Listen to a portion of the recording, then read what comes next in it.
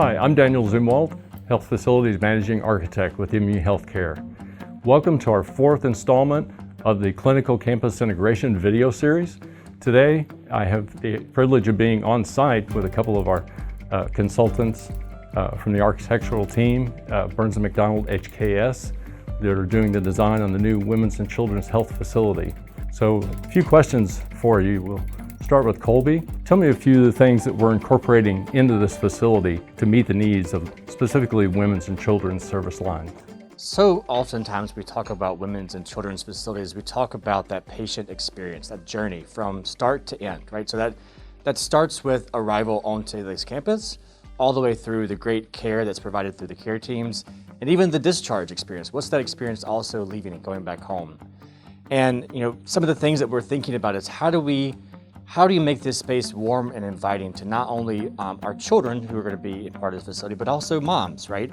And our adults and our other family members that are part of that overall care team environment. Zach, what are some of the inspirations that go into designing a facility like this? You think about the patient experience. One of the things we found early on that was going to be important was a high connection to nature, whether that be taking advantage of what outdoor space there is, all the way to on the interior side, taking inspiration from nature and looking to nature to help soften that experience and enhance that patient experience. One of the design elements was mentioned not having hard corners in some locations, softening that. Can you describe or expand on that a little bit?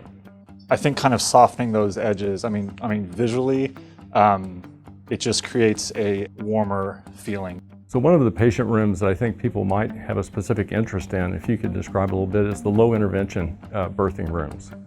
Moms want a choice. Moms like to craft their experience as well and plan how they want to bring their children into this world. And it's not a one-size-fits-all environment, and we got to think about a multitude of different patients and how we best support them.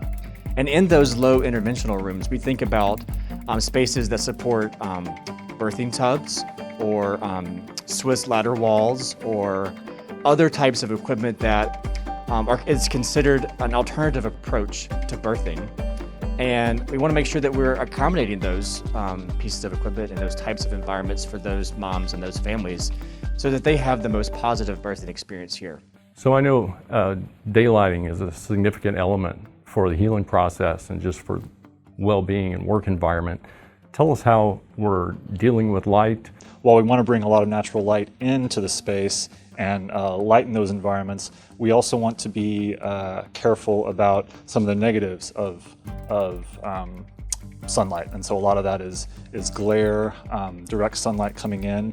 And so we've started to study, along with our engineers, how the sun is affecting the different facades of the building.